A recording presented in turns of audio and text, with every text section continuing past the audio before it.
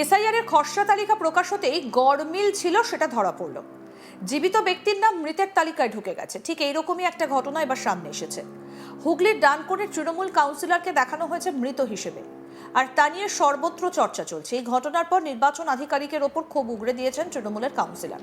আর এই খবর কানে যেতেই ইআরওর কাছে রিপোর্ট তলব করেছেন রাজ্যের মুখ্য নির্বাচনী আধিকারিক মনোজ আগরওয়াল এবং গোটা বিষয়টা খতিয়ে দেখার নির্দেশ দিয়েছেন। জীবিত কাউন্সিলরের নাম মৃত হিসেবে তালিকায় ওঠায় চাঞ্চল্য ছড়িয়েছে হুগলির ডানকুনি পৌরসভার 18 নম্বর ওয়ার্ডে। এই ওয়ার্ডের তৃণমূল কাউন্সিলর সূর্য দে নিজের নাম মৃত হিসেবে তালিকায় দেখে নিজের পায়ে হেঁটে সোজা পৌঁছে যান কালীপুর শ্মশানে। সঙ্গে ছিলেন তার সহকর্মীরা। তৃণমূল কাউন্সিলর সূর্যদের দাবি, নির্বাচন কমিশন যখন আমাকে মৃত দেখিয়ে দিয়েছে তখন মুখ্য নির্বাচনী আধিকারিক জ্ঞানেশ কুমার এসে আমার সৎকার করুক।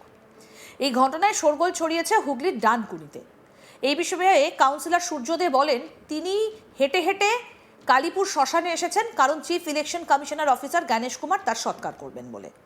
একজন জনপ্রতিনিধি হবার পরেও তাকে ভোটার তালিকায় মৃত দেখানো হয়েছে।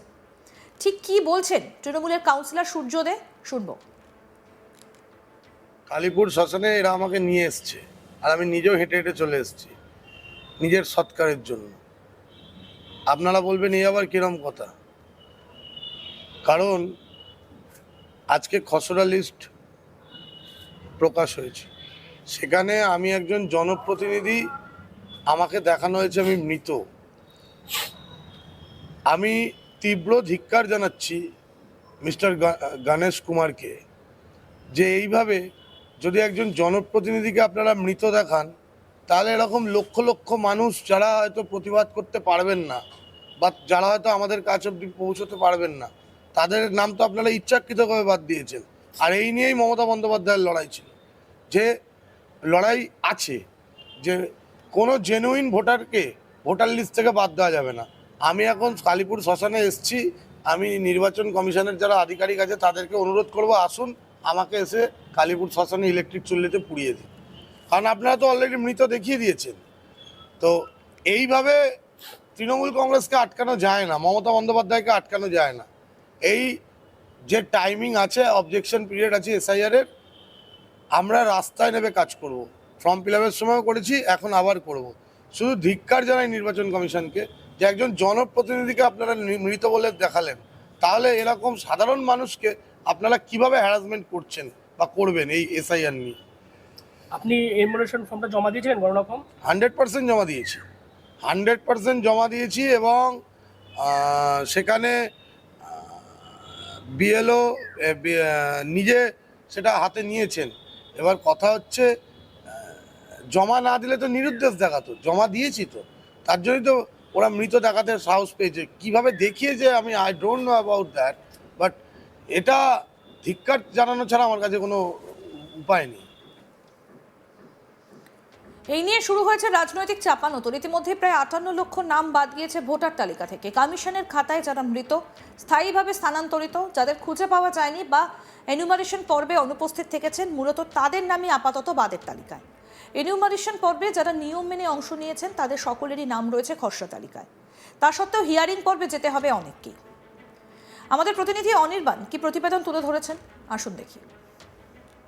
দীর্ঘ 1 মাসের এসআইআর প্রক্রিয়ার পর খসড়া তালিকা ইতিমধ্যেই প্রকাশ করেছে নির্বাচন কমিশন, এবং নির্বাচন কমিশন এই খসড়া তালিকা প্রকাশ করার পর থেকে কিন্তু নানা বিতর্ক এবং নানা জল্পনা চলছে।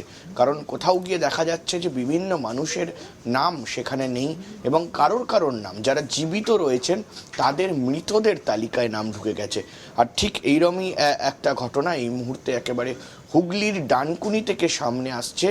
শুধুমাত্র একেবারে সাধারণ মানুষ নয়, খসড়া তালিকা থেকে বাদ পড়েছে একেবারে জীবিত কাউন্সিলরের, এবং একেবারে বলা যায় যে হুগলির ডানকুনি এলাকার এই কাউন্সিলর, তার নাম কিন্তু ইতিমধ্যেই এই যে খসড়া তালিকা অর্থাৎ ড্রাফট লিস্ট, এবং সেই ড্রাফট লিস্ট থেকে বাদ পড়েছে। অর্থাৎ ইতিমধ্যেই আমরা দেখেছি যে তালিকার সঙ্গে সঙ্গে এএসডি যে এই মুহূর্তে রয়েছে অ্যাবসেন্ট, এবং তার পাশাপাশি শিফটেড, তার পাশাপাশি ডিলিশন, এই যে এএসডি লিস্ট, সেই এএসডি লিস্ট ইতিমধ্যেই প্রকাশ করেছে ইলেকশন কমিশন, এবং সেটা প্রকাশ করার পর থেকে কিন্তু একেবারে বিতর্ক দানা বেঁধেছে, যে অনেকের নামই কিন্তু ইতিমধ্যে বাদ পড়েছে এবং তেমনটাই কিন্তু এই মুহূর্তে ডানকুনির এই কাউন্সিলর এবং তার নাম ইতিমধ্যেই কিন্তু এই খসড়া তালিকা থেকে বাদ পড়েছে।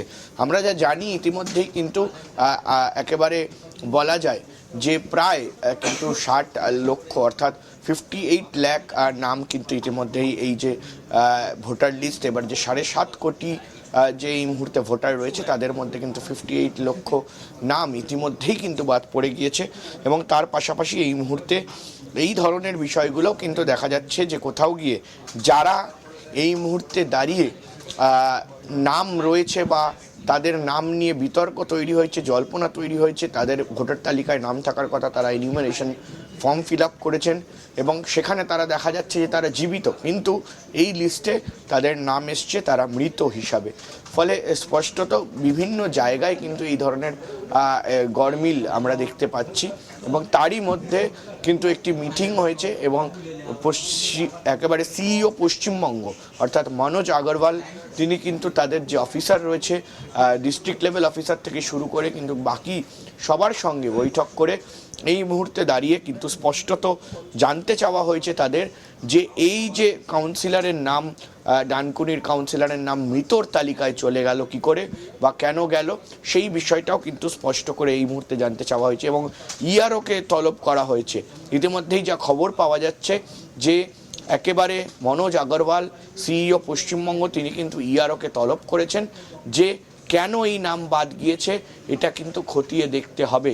এবং সবথেকে আশ্চর্যকর বিষয় এই মুহূর্তে দাঁড়িয়ে যে এত তাড়াহুড়ো করে এই যে এসআইআর প্রক্রিয়া হয়েছে, প্রায় 1 মাস 7 দিন মতো সময় পেয়েছিলেন এই মুহূর্তে বিএলওরা বুথ লেভেল অফিসাররা, তারা কিন্তু এই এক মাস 7 দিনের মধ্যে কিন্তু পুরো প্রক্রিয়াটি শেষ করেছেন। এনিউমারেশন ফর্ম একেবারে বিলি করা থেকে শুরু করে এনিউমারেশন ফর্ম জমা নেওয়া, ডিজিটাইজেশন করা, সব কিছু কিন্তু এই মুহূর্তে খুবই কম সময়ের মধ্যে হয়েছে।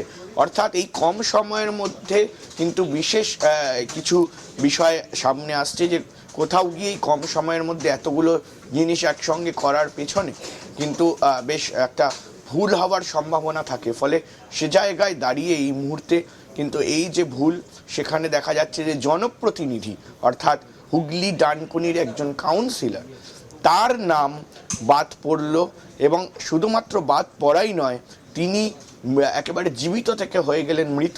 ফলে সে জায়গায় দাঁড়িয়ে স্পষ্টত এই মুহূর্তে সিইও পশ্চিমবঙ্গ এই ধরনের ঘটনাগুলোকে কিন্তু অত্যন্ত গুরুত্বপূর্ণভাবে নিয়ে এই মুহূর্তে নিজেদের যারা অফিসাররা রয়েছে ইআরওরা রয়েছে তাদের সঙ্গে কথা বলতে শুরু করেছেন, যাতে পুরো বিষয়টা ফাইনাল লিস্ট বেরোনোর আগে পুরো বিষয়টাকে যাতে ঠিক করা যায় এবং ফাইনাল লিস্টে যাতে কোনো রকম ভুলচুক না হয় এমন ব্যবস্থা কিন্তু ইতিমধ্যেই নিতে শুরু করেছে কমিশন।